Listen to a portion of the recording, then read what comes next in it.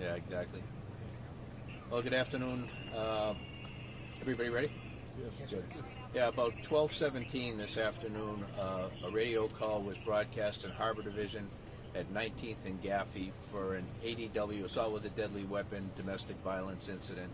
The victim was on a Dash bus, and the bus was being followed by an individual in a white Maserati. They ended up on the northbound 110 freeway, the Harbor Freeway, and southeast units heard the simulcast and joined in on the freeway looking for the suspect, spotted the vehicle. The suspect was stopped, pulled over to the side of the freeway, and the officers got out to investigate. At that time, the suspect then accelerated away, and officers initiated a pursuit. The pursuit went on for some period of time, coming up to the area not far from here of Stalker and Obama. In that area, suspect then looped around and came back to this location. I believe that was broadcast on your channels. The suspect then ended the pursuit down here by pulling in behind a white apartment complex, parked in the back, got out of the vehicle, walked down the driveway toward the road here west, and the officers then had just approached, they had been in tracking mode, approached the front of the residence, and the suspect in the driveway pulled out two guns, one in each hand, and opened fire on the officers. Officers returned fire, striking the suspect. The suspect was on the ground. The officers went to his location, secured the firearms, administered aid to him, requested a paramedic ambulance, who responded and transported the suspect to a local hospital. In addition, a woman who was a bystander was struck in the arm. That was a non-life-threatening wound. She was also transported to a local hospital and is receiving aid there. It's an ongoing investigation. That's about what I can share with you at this time.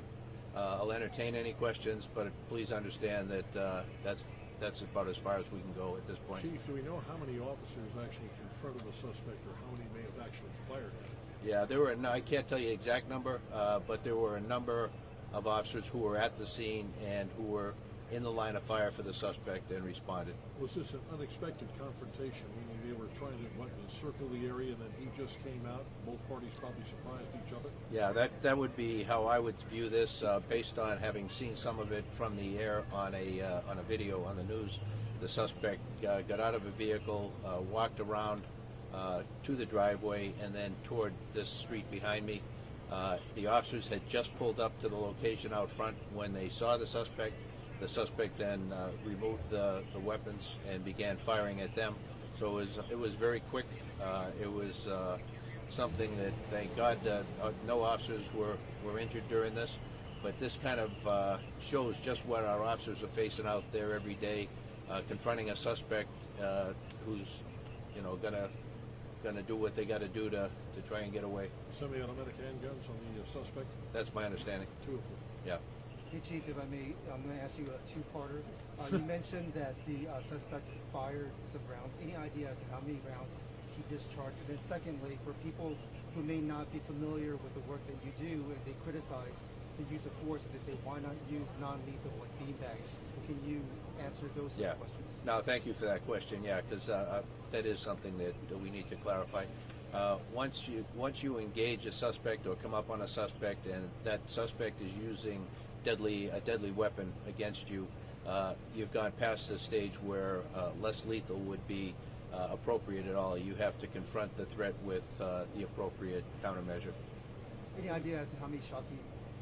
Multiple shots were fired. I don't have a number on that. There's a number of casings at the crime scene where the suspect was transported from.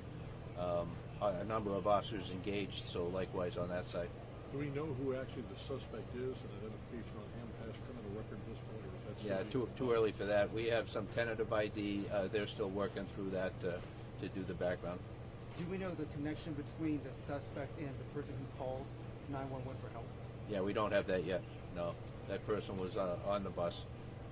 And you might have mentioned this. We saw that there were 3 women somehow detained by police. Did No, and we're still trying to figure out the connection. Were Yeah. they in the car, the Maserati with the? No, no, Okay. no. Okay.